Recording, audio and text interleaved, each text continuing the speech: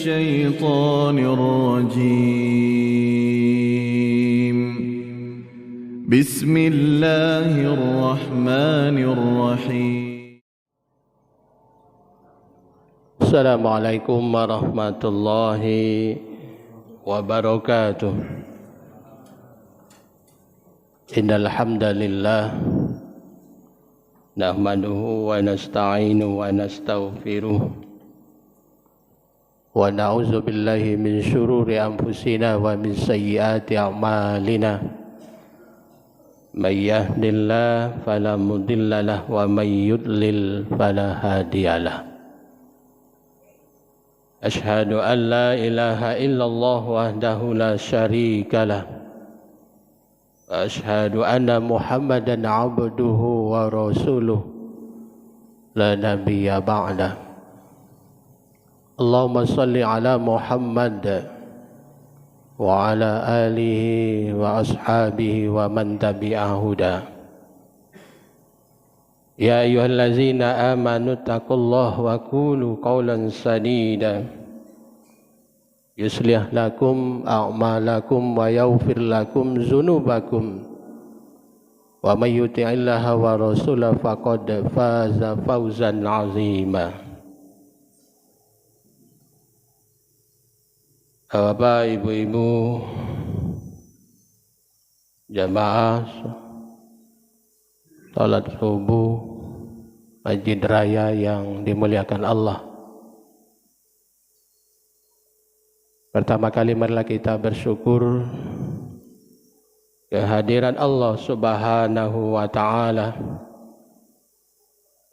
atas segala limpahan rahmat dan karunia-Nya kita sampai hari ini kita dapat melangkahkan kaki untuk memenuhi panggilan Allah, melaksanakan perintah Allah. Selawat dan salam senantiasa tercurah untuk Nabi kita, Nabi Muhammad sallallahu alaihi wasallam.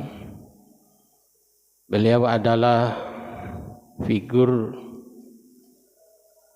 publik tauladan yang harus kita jadikan di dalam kehidupan kita sehari-hari.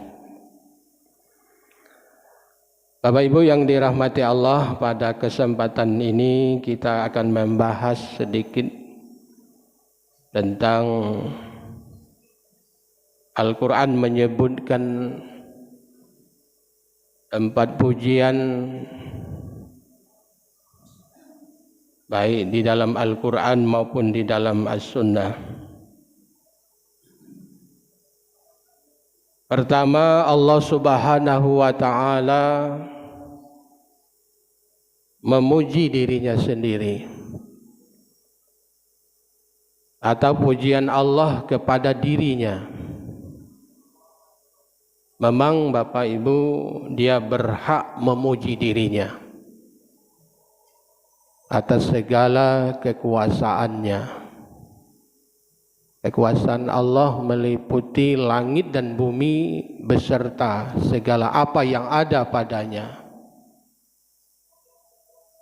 Jadi kalau Allah memang berhak untuk memuji dirinya. Jadi kalau kita sebagai makhluk tidak berhak untuk memuji diri kita. Allah berhak memuji diri atas segala kekuasaannya. Sekali lagi, baik yang ada di langit maupun di bumi. Di dalam surat Toha ayat 14 Allah jelaskan bahwa sesungguhnya akulah Allah. Innani anallah. Sesungguhnya akulah Allah. Allah memperkenalkan dirinya. Akulah Rabbmu, akulah Tuhanmu. Anallah, akulah Tuhanmu. Maka sembahlah aku, beribadahlah kepadaku. Ana fa'budni wa aqimis sholata li zikri. dan dirikanlah salat untuk mengingatku. Di dalam ayat ini Allah Subhanahu wa taala menjelaskan kepada kita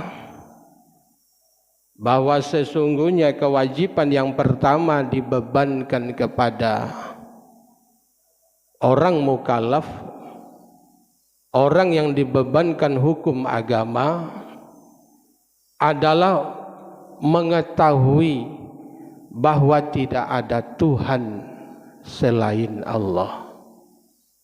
Bahwa tidak ada Tuhan selain Allah. Allah tidak berhak dipersekutukan. Hanya kepada Allah kita meminta, hanya kepada Allah kita berharap, hanya kepada Allah kita bersandar, dan kepada Allah lah kita mohon pertolongan. Bapak Ibu yang dirahmati Allah, esensi daripada ayat ini yang pertama, Allah ingin manusia mengenal siapa Tuhannya. Jadi kalau kita umat Islam sebenarnya tidak boleh manggil Tuhan, panggil Allah. Sebab agama lain juga ada Tuhan. Kalau di dalam Islam kita memanggilnya Allah, Rabbal Alamin, Tuhan sekalian alam. Yang kedua, Allah melarang manusia untuk tidak beribadah kecuali hanya kepadanya saja. Jadi kalau kita beribadah, Bapak Ibu, cukup hanya kepada Allah saja kita mengabdi. Cukup kepada Allah saja kita berharap. Kalau berharap dengan manusia, dengan makhluk, kita sering kecewa.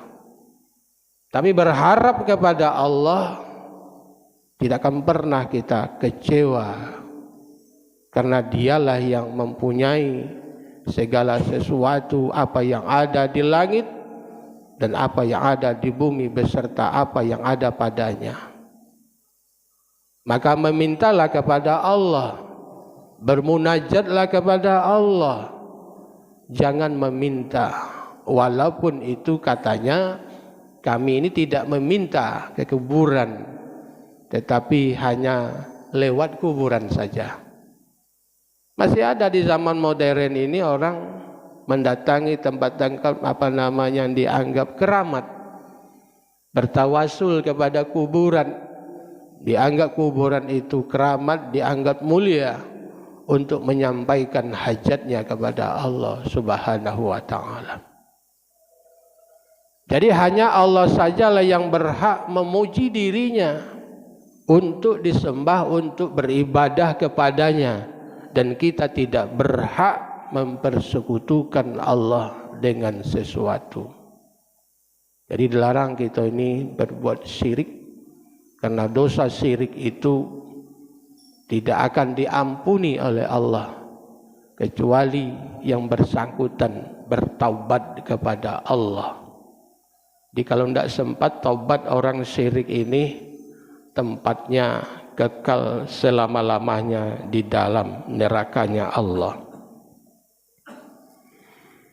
Kemudian Bapak Ibu yang dirahmati Allah, bahwa kita disuruh mengenal Allah, siapa Tuhanmu, melalui apa yang diciptakan oleh Allah.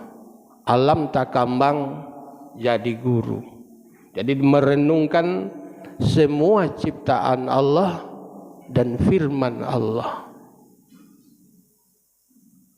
Jadi kalau kita disuruh ditanya oleh orang lain, "Macam bentuknya Tuhan kamu? Apa tinggi? Apa koneng, apa putih?" Tidak bisa kita mewujudkan seperti itu. Mengenal Allah, mari kita disuruh merenung terhadap apa yang diciptakan oleh Allah, baik di langit maupun di bumi beserta segala apa yang ada padanya. Yang kedua, kita juga disuruh mendalami, merenungi apa-apa yang ada di dalam firman-Nya. Itulah Al-Quran, baik yang tertulis maupun yang tidak tertulis. Yang tidak tertulis itulah apa yang kita lihat di alam semesta ini, itulah ciptaan Allah Subhanahu wa ta'ala. Kemudian kita disuruh memperbanyak mengingat Allah. Banyak-banyaklah beristighfar. Ya, banyak-banyaklah mohon ampun kepada Allah. Kemudian tegakkan solat, dirikan solat. Bahwa solat itu salah satu untuk mengingat Allah Subhanahu wa ta'ala. Itu yang pertama, bahwa pujian Allah kepada dirinya. Yang kedua, Bapak Ibu yang dirahmati Allah, bahwa Allah Subhanahu wa ta'ala memuji kepada makhluknya. Jadi Allah juga memuji makhluknya. Yang dipuji oleh Allah itu bukanlah karena kegantengannya, kebelagakannya, kecantikannya. Yang dipuji oleh Allah adalah akhlakul karimahnya, akhlaknya. Jadi yang dinilai oleh Allah itu adalah buah dari iman dan Islam yang kita jalankan. Itulah akhlakul karimah. Kalau iman kita tegakkan dengan sebenar-benarnya, Islam kita jalankan ajaran Allah, akan melahirkan akhlakul karimah. Jadi Allah tidak akan menilai bentukmu, rupamu, pangkatmu, jabatanmu, hartamu, tapi yang dinilai oleh Allah adalah akhlakmu. Bapak Ibu yang dirahmati Allah, bahwa Allah Subhanahu wa ta'ala memuji kemuliaan akhlaknya Nabi Muhammad sallallahu alaihi wasallam. Apa kata Allah di dalam surat Al-Qalam? Wa innaka la'ala khuluqil azim. Bahwa sesungguhnya engkau benar-benar mempunyai akhlak berkarakter budi pekerti. Jadi kalau kita tidak menanding-nandingi Nabi, tidak akan mampu kita menandingi akhlak Rasulullah. Karena Rasulullah ditanya oleh salah seorang melalui istrinya Aisyah, bagaimana akhlaknya Rasulullah SAW? Dijawab oleh Aisyah, bahwa engkau membaca Al-Quran. Iya, saya membaca Al-Quran. Itulah akhlaknya Rasulullah SAW. Artinya apa? Apa yang diperintahkan oleh Allah, apa yang dilarang oleh Allah, itulah akhlaknya Rasulullah SAW. Berarti Rasulullah adalah sama bagaikan Al-Quran yang berjalan. Kalau kita belum mampu, Pak, Al-Quran berjalan. Artinya apa? Belum semuanya perintah Allah kita laksanakan. Belum semuanya larangan Allah kita jauhi.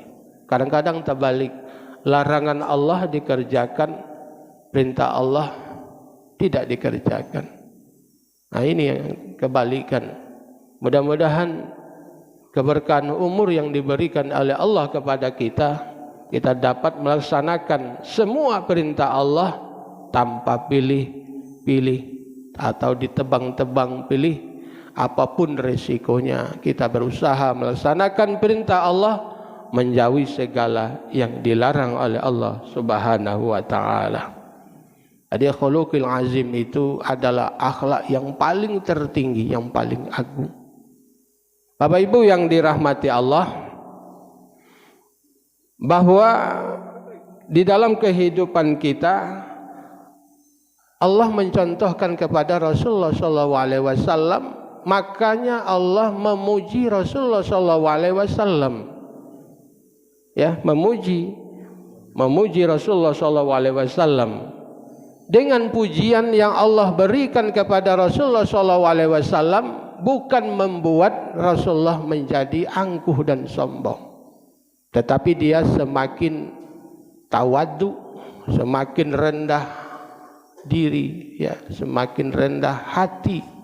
Kalau manusia sekarang ini dipuji, lubang hidungnya tambah besar, jalannya lah berbeda, ditegur ndak dijawab lagi. Inilah zaman ini. Nah, ini akhlak. Tapi kalau Rasulullah semakin dipuji oleh Allah Subhanahu wa taala, dia semakin tawadhu, rendah diri, penuh dengan rasa kasih dan sayang, penuh dengan rasa cinta, penuh dengan rasa damai, dan mempunyai kepedulian terhadap sesama.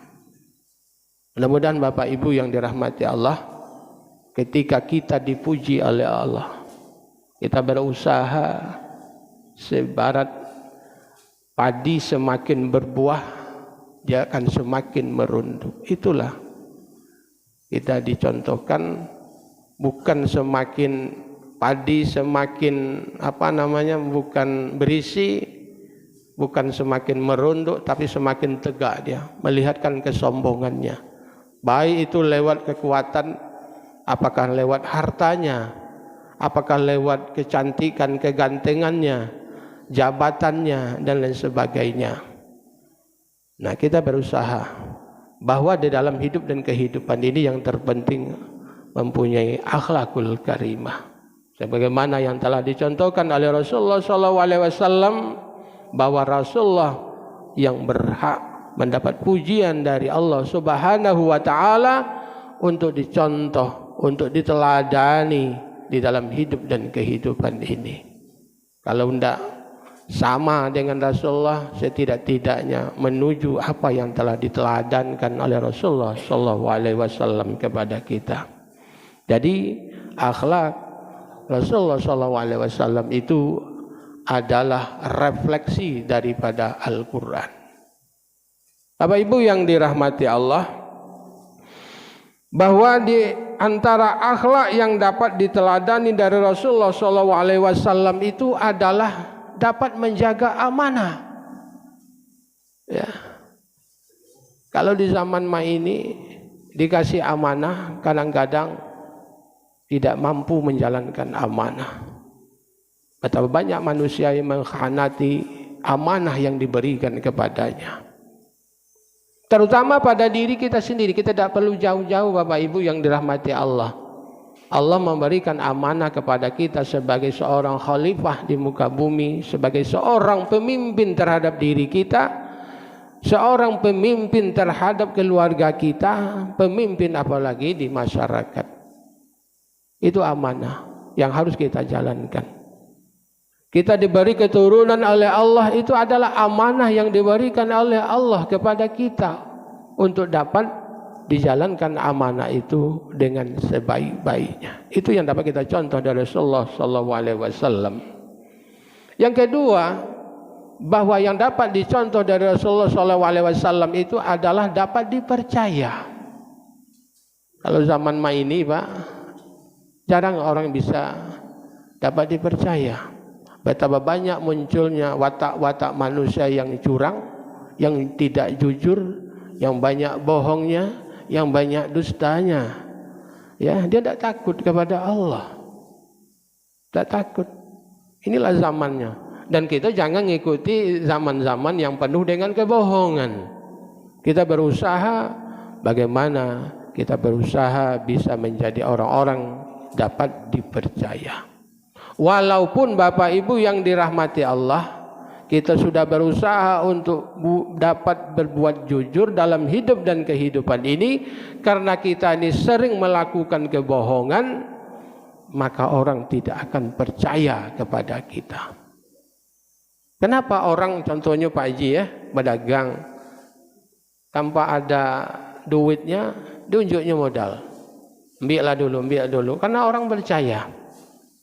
Kenapa orang tidak mau mempercayakan kepada kita? Banyaklah bohongnya dalam hidup dan kehidupan ini. Banyaklah bohongnya. Ya. Tunjuk ini, dikasih ini, dititip ini, tidak percaya lagi. Kenapa? Karena dia sudah kehilangan modal. Ketidakkepercayaan baik, ketidakpercayaan seseorang kepadanya, ketidakpercayaan publik kepadanya, ketidakpercayaan negara kepadanya. Tetapi itulah yang muncul di saat ini Bapak Ibu yang dirahmati Allah, betapa banyaknya watak-watak yang muncul sekarang ini adalah orang-orang yang tidak dapat dipercaya. Mudah-mudahan Bapak Ibu kita dapat dipercaya oleh Allah Subhanahu wa taala dalam menjalankan kehidupan ini.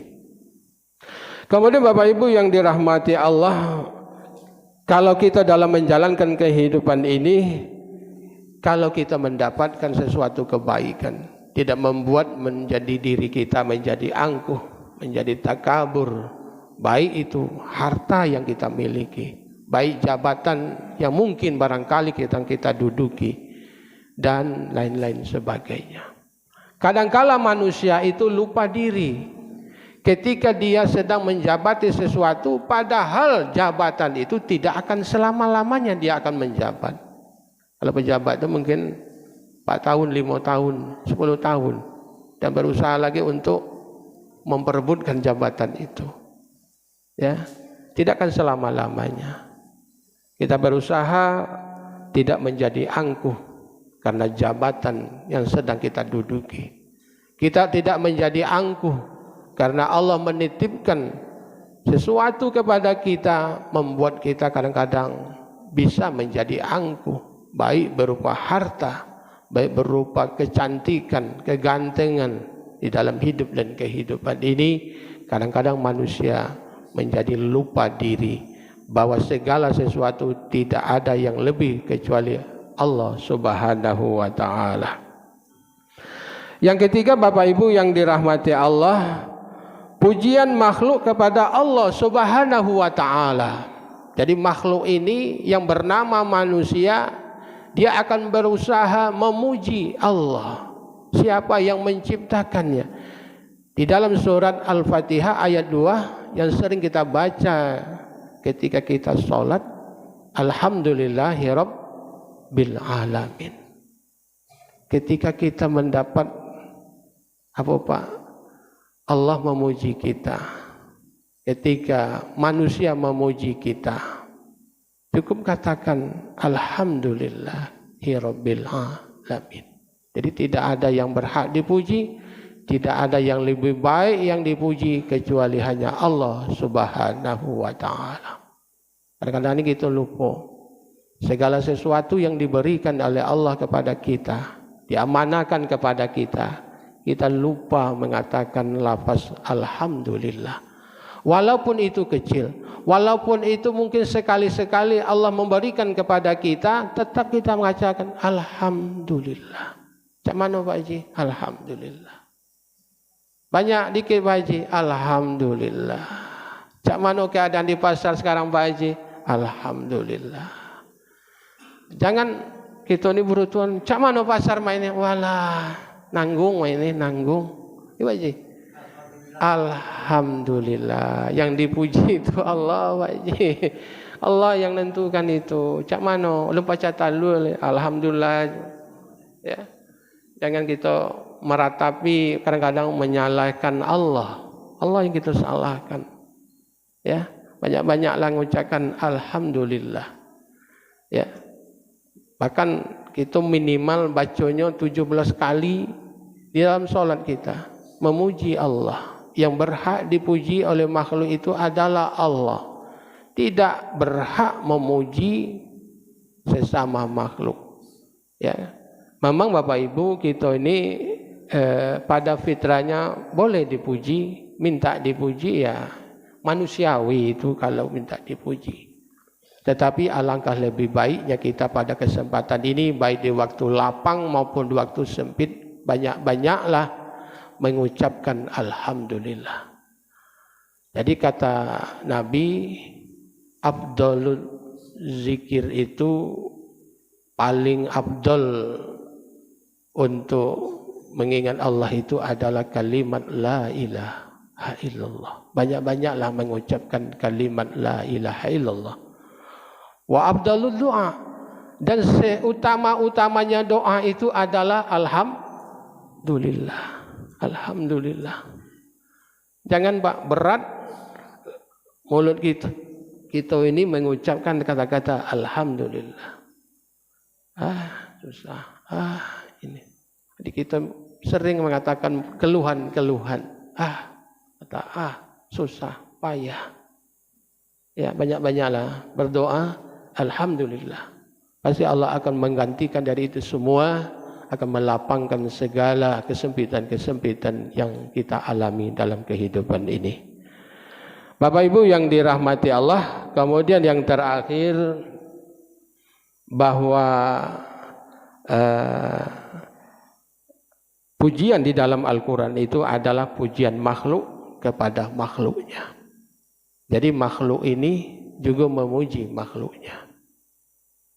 Ingat Bapak Ibu yang dirahmati Allah, bahwa Rasulullah mengajarkan memuji manusia ketika dia mendapatkan kebaikan dengan ucapan jazakallahu khair.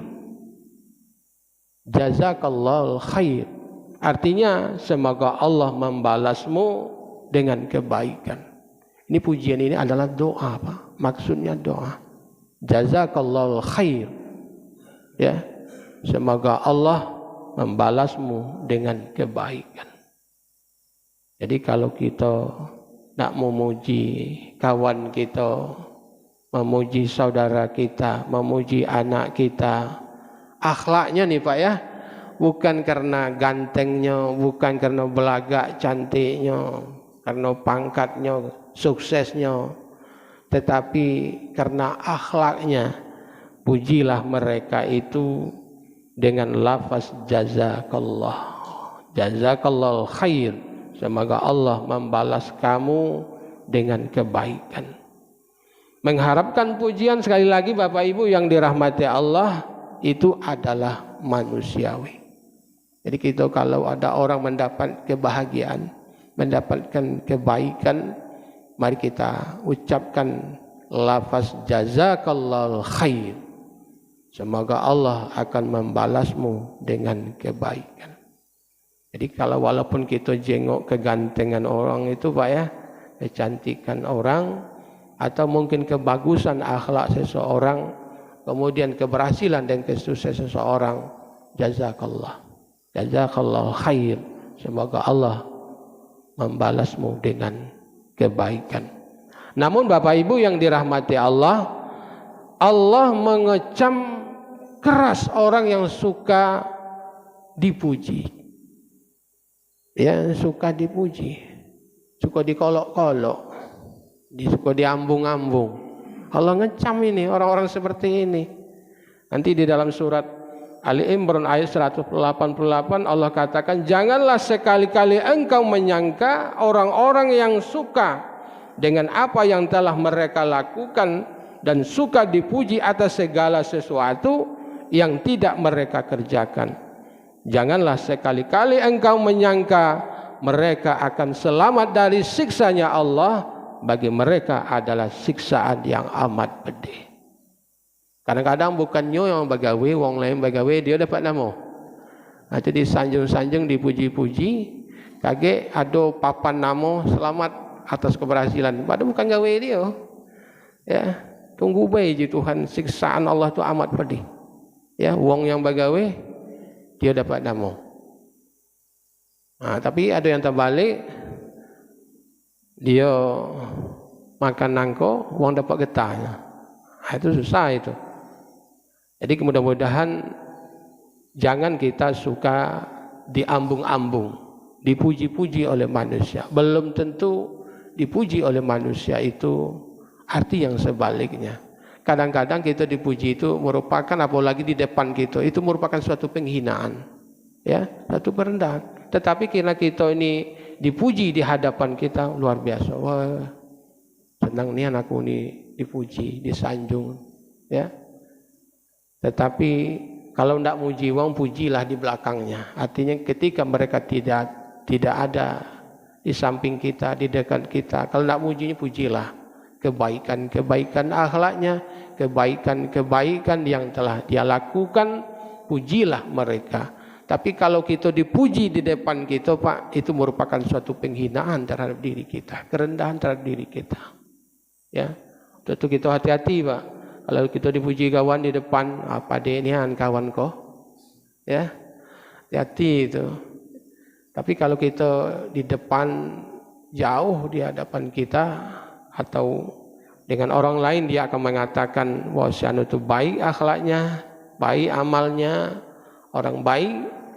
Nah, itu termasuk orang-orang yang baik akhlaknya. Bapak Ibu yang dirahmati Allah, namun memuji dan menyanjung Allah seringkali kita nomor duakan. Jadi kadang-kadang kita ini ngolok-ngolok manusia, ngolok-ngolok wong nih Pak ya. Ngolok Tuhan, muji Tuhan nomor 2. Sebenarnya yang berhak dipuji itu hanyalah Allah Subhanahu wa ta'ala. Mudah-mudahan di dalam hidup dan kehidupan kita ini jangan suka dipuji, suka diambung-ambung, suka dikolok-kolok, sehingga itu akan menjatuhkan diri kamu sendiri. Mudah-mudahan akhlak Rasulullah yang terbaik, yang dapat kita contoh, kita teladani, jadikan figur ya, di tengah-tengah masyarakat, di dalam kehidupan kita. Mudah-mudahan kita betul-betul orang-orang yang termasuk salah satu dipuji oleh Allah Subhanahu wa ta'ala. Tapi kadang-kala kita ini ketika kita punya jabatan, banyak orang muji kita. Ketika kita jatuh, nanti lagi orang muji. Ya, ketika kita ibaratkan ketika dia di atas, banyak orang muji. Ketika dia berhasil, banyak orang memuji. Ketika dia bawah, tak ada yang muji. Nah, Allah itulah yang mengangkat bahwa yang berhak dipuji itu hanyalah Allah Subhanahu wa ta'ala.